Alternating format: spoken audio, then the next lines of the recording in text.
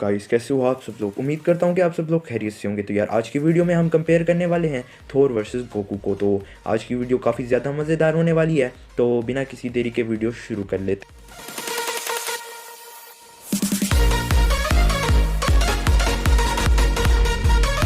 हैं। तो ये दोनों ही काफ़ी पावरफुल सुपर हीरोज़ हैं। जहाँ थोर एक गॉड ऑफ थंडर है, वहीं गोकू एक सैयन है। गोकू अपनी सैयन बरादरी का सबसे पावरफुल सैयन है। गोकू वो पहला सैयन था जिसने सुपर सैयन फॉर्म को अचीव किया था, और उसके बाद सैयन्स की और फॉर्म्स को, और गोकू ही वो पहला सैयन था जिसने एंजल्स की टेक्निक अल्ट्रा इंस्टिंक्ट को अचीव किया था और उसे मास्टर भी किया था। गोकू की एक स्पेशल बात यह है कि वो कभी हार नहीं मानता। इवन उसके सामने ऐसा एनिमी भी हो जिसे वो अपने ख्वाब में भी नहीं हरा सकता, स्टिल गोकू विल फाइट, जो कि आपने टूर्नामेंट ऑफ पावर में देखा ही होगा। उसके अलावा गोकू की कुछ और पावर्स की बात करें तो उसके पास काफ़ी ज़्यादा बढ़िया बढ़िया फॉर्म्स हैं, जैसे कि super Saiyan 1, super Saiyan 2, super Saiyan 3, फिर super Saiyan God blue. Goku अपनी सुपर सैयन फॉर्म में फ्रीजा को डिफीट कर चुका है, और उसके अलावा सुपर सैयन फॉर्म एक planet buster plus level Saiyan form है। उसके अलावा उसके बाद उसके पास फॉर्म आती है सुपर सैयन 2। सुपर सैयन 1 का ही एक इवॉल्व वर्जन है। सुपर सैयन 2 में गोकू काफ़ी ज़्यादा पावरफुल हो जाता है और वो मल्टी प्लैनेट बस्टर बन जाता है। उसके बाद आती है सुपर सैयन 3। सुपर सैयन 3 काफ़ी ज़्यादा पावरफुल फॉर्म है जिसको अचीव किया जा सकता है सिर्फ और सिर्फ डेड वर्ल्ड में।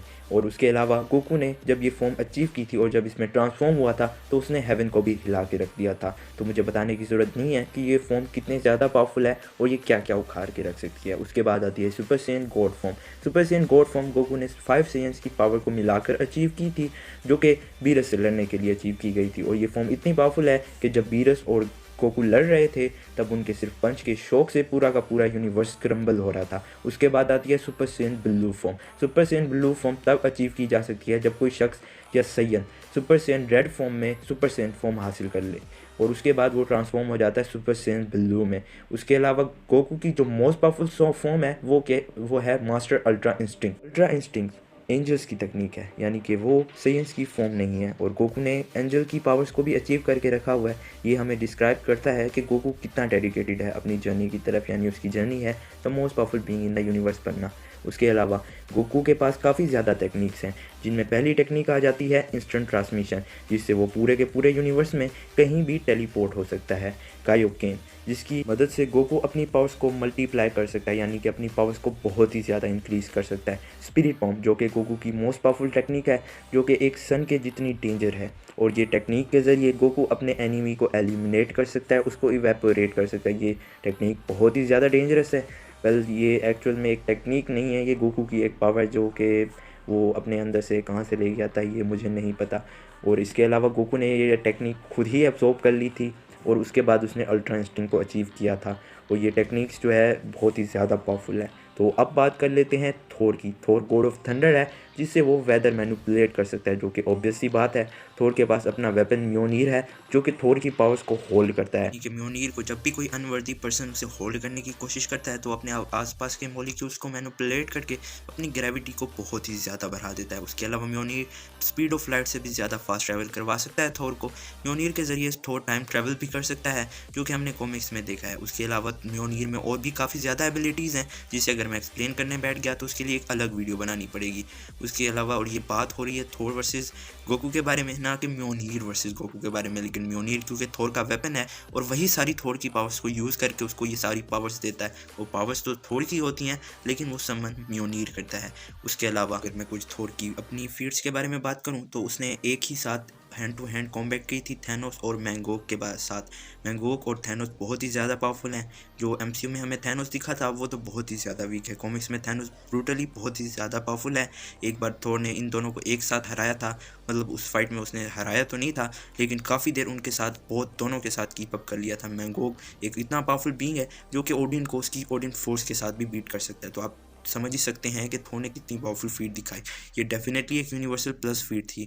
उसके अलावा थोर ने एक बार हल्क की स्ट्रेंथ को 1 आवर तक मैच किया था। अब हल्क के बारे में मैं ऐसा क्यों कह रहा हूँ, अब हल्क जो है कॉमिक्स में इस तरह से उसकी पावर्स काम करती हैं कि जितनी देर वो लड़ता रहता है उसकी स्ट्रेंथ, स्पीड, एवरीथिंग इंक्रीज़ होती रहती है, और उसके साथ 1 घंटा फाइट करने का मतलब है कि उसकी स्ट्रेंथ को मिलियंस ऑफ टाइम मल्टीप्लाई कर देना। अगर थोर इतना कीप अप कर सकता है उसके साथ स्ट्रेंथ में, और लेकिन उसमें फ़ाइट रुक गई थी, लेकिन अगर उसके आगे फ़ाइट चलती तो थोर और भी देर काफ़ी ज़्यादा कीप अप कर सकता है, क्योंकि उसने ज़्यूस के साथ 9 मंथ्स फाइट की थी, तो हल्क के साथ 9 मंथ्स फाइट करना कोई बड़ी बात नहीं होगी। उन्होंने एक बार 9 रियल्म्स का वजन उठाया था वर्ल्ड इंजन के जरिए। वर्ल्ड इंजन एक ऐसी मशीन है जो कि पूरे के पूरे 9 रियल्म्स को होल्ड करती है।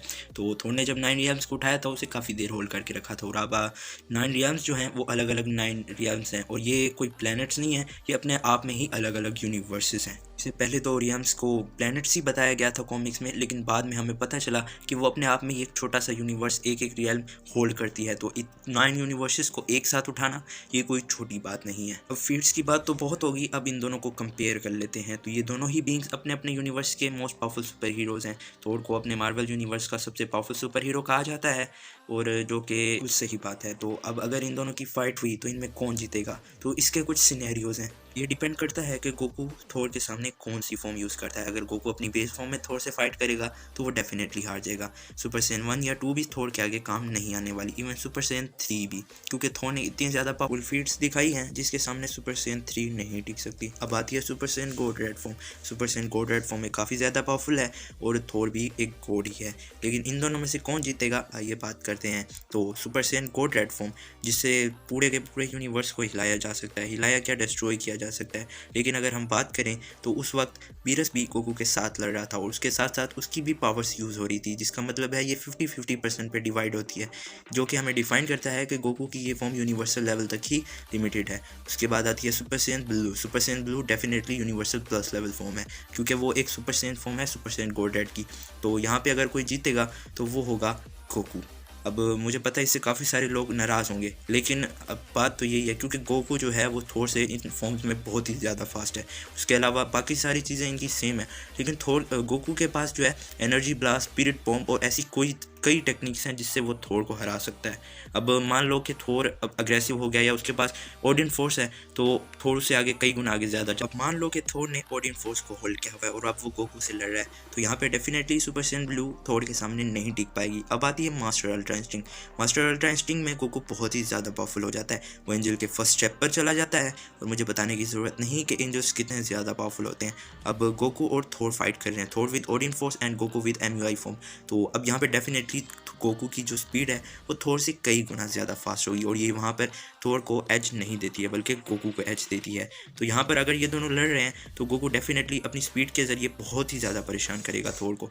उसके अलावा थोर उसको देख भी नहीं पाएगा कि वो कब कब उस पर अटैक कर रहा है। इवन थोर के देखने से पहले ही उसे 2-3 अटैक पड़ चुके होंगे। लेकिन यहीं पे थोर को ओडिन फोर्स बहुत ही ज़्यादा पावरफुल बना देती है। ओडिन फोर्स के ज़रिए थोर अपनी पावर्स को काफ़ी ज़्यादा एम्पलीफाई करता है, जिसके ज़रिए वो अपनी स्पीड को भी मिलियंस ऑफ टाइम फास्टर कर सकता है, जिससे डेफिनेटली वो गोकू की स्पीड को मैच कर सकता है। अगर थोर के पास ओडिन फोर्स है और म्योनीर है और उससे वो अपनी स्पीड को मल्टीप्लाई कर देता है, तो इस बैटल में डेफिनेटली थोर जीतेगा। तो अब यहाँ पर बैटल के 2 विनर हो गए हैं। एक पोर्शन जहाँ पर गोकू के पास सुपर सैयन ब्लू है और थोर अपनी बेस फॉर्म है, वहाँ पर वो दोनों कीप अप एक साथ कर पाएंगे। लेकिन अगर सुपर सैयन ब्लू में गोकू ने कायोकेन यूज़ कर लिया तो वो डेफिनेटली अपने बेस थोर से हार जाएगा।